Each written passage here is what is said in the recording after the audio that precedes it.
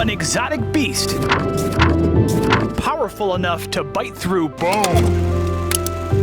Residents on high alert tonight. What's the 7-foot alligator doing in the City of Angels? Did you know that there used to be an alligator in this lake right here?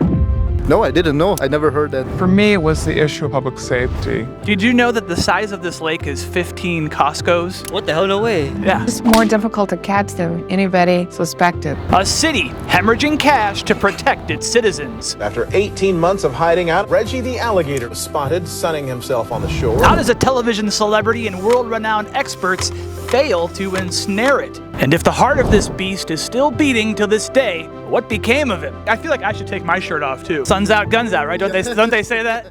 Yes. They say that, right? Yeah.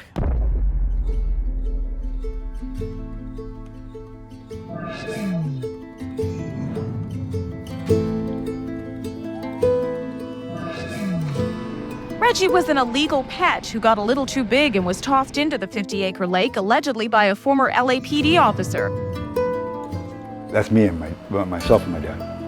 That's when I graduated from the academy, 1984.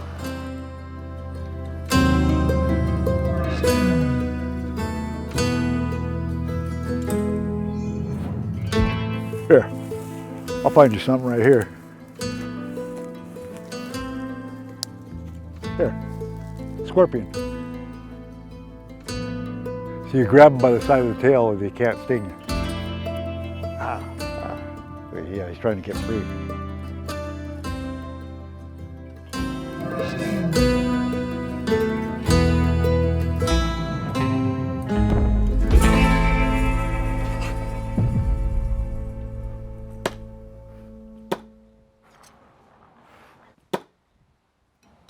My name's Todd Natow. I assisted letting Reggie go, you know.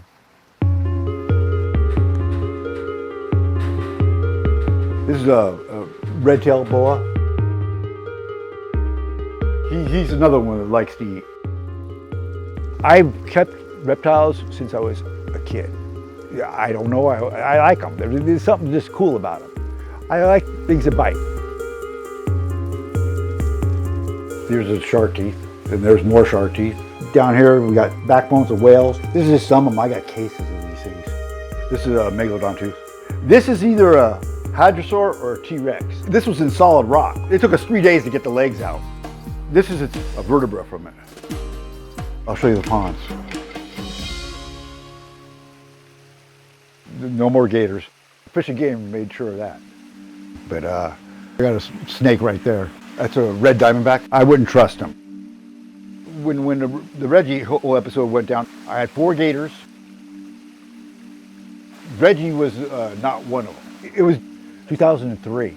My son, he was with his little buddy Mikey. That's my kid. I used to hold him by the legs and put him back in the hole so he could grab him and pull him out. No, I was going to bring him to Harbor Park and we were going to go catch critters for the pond.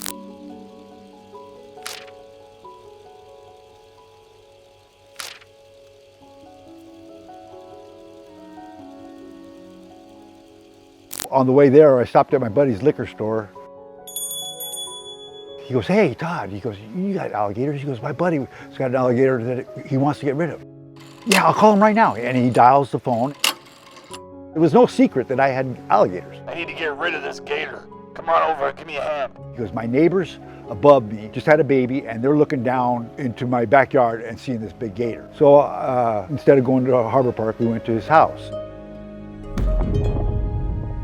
And he had a nice setup. He had a big pond in the backyard. And this gator was about, I think it was 6 feet 9 inches. It was big. So he drained his pond. Now that I got to kind of meet the gator, you know, he's a lot bigger. He's a male. Males known not to be nice to other gators. I go, "Nah, man, I can't do this right now because he'll probably kill one of my females or, you know, whatever. And yeah, it wouldn't be good." That's when he started getting upset. He goes, "I got to get rid of him, you know, and da-da-da-da." And I drained my pond. I'm like, all right, you know, I felt bad. The dude drained his pond. And He was talking about letting him go at Harbor Park. He didn't have a pickup truck. He had a Corvette, so I think he'd had trouble putting the thing in a Corvette. I had nothing to gain by this, just trying to help him out. And I go, you want to let him go? Let's go.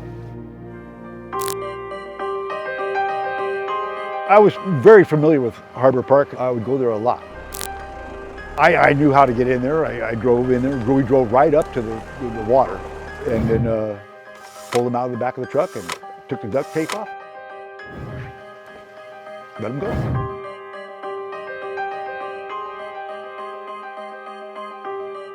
We let him go. Nobody sees or hears of Gator for a year. Nothing. I had forgot all about it. And then you start hearing, oh, there's an alligator in Harbor Park. And I go, oh no. Live breaking news. 7-foot alligator. And I'm seeing pictures on the news and I go, oh, this isn't good. We were told that there was an alligator sighting in Lake Machado, and I didn't know if this alligator was sick or injured or hungry, and I didn't want to take that chance. There were hundreds of people at the water's edge with binoculars, and it then kind of turned into a circus. It was such a rarity that it became quite a show. The Reggie story is one of the most crazy things that have happened to my part of Southern California. We're talking about a huge area and a fairly small animal. I'd just leave them there. We will have the legend of Reggie with us forever if he is part of our family now. The internet got a hold of the story, and all of a sudden our residents are getting calls from relatives on the East Coast saying that they heard about our alligator. We've got to recognize that he can't live in our park. They roped off the whole park, and I know they caught another one or another two. So far, it's been over $150,000 that we have spent. The rumor is the great Steve Irwin is going to come to Harbor City. Gatorland, they'd heard about it. We didn't catch him. He's a good gator. Jay Young, he actually had a necklace made out of alligator teeth. I don't think he ever even saw it. T-Bone Quinn, he'd said, I have been known to wrestle a few gators. Well, they put him on the news, and he was a wanted felon. They came and took him to jail.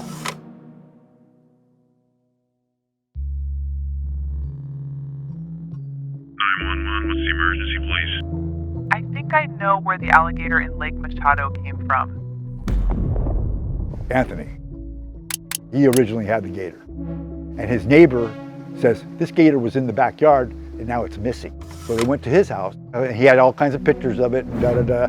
He started singing. He gave him all the info. He told him, he goes, this guy used to be a cop. He's a retired cop. He's got 4 of them in his backyard right now. And then I was sleeping at 3 in the morning, and a helicopter comes over my house, and bright lights. Todd, Natel, come out of the house. I come out, they handcuff me. I really didn't, I had no clue what was going on. They took my gators, they took my snapping turtle, they took everything. It was really kind of upsetting to me because, they killed stuff right on the spot. I had one of those snapping turtles for over 20 years. Stinky.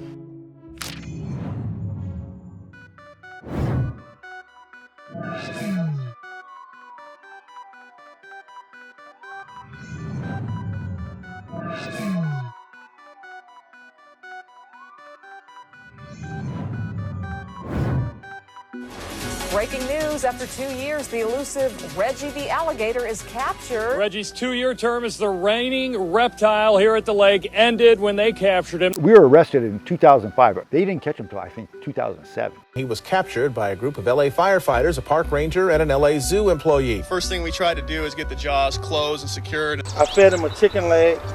This is the t-shirt that I wrapped his face with. He was thrashing back and forth and he was hissing. We put duct tape around his snout and we put a wet t-shirt on his eyes. All we needed were some firefighters, some park rangers, leather gloves, duct tape, and a little muscle. The hoopla started again. A motorcade quickly took him off to the LA Zoo.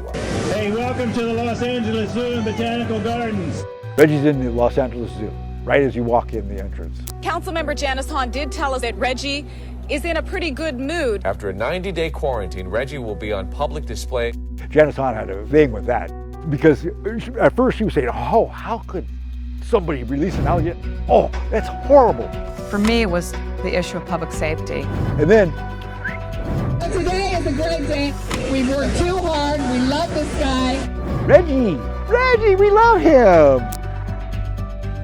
He knows us. We want him in the LA Zoo. And they put a female with him now. He got buried. I'm sure he's living a good life now. It's a great ending to a great story. Reggie the alligator will live in infamy here at the LA Zoo.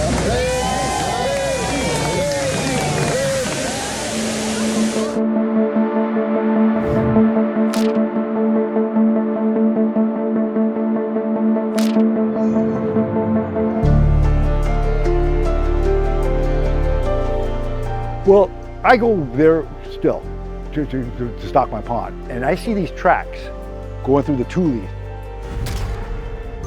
These reeds that grow up, and they're like about 8 feet tall. You can't get through them. There's something walking through the Toomey. The gator can get through them, and the raccoons don't go. They may be walking on them for a ways, but they don't go out in the deep water. There's still tracks back there. They stay out of sight. Gators are smart. They disappear. So there may be a big one back there. I see the tracks still to this day.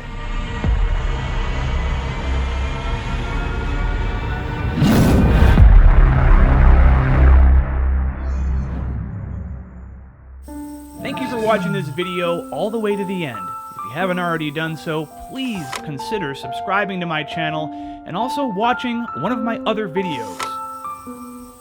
Until next time.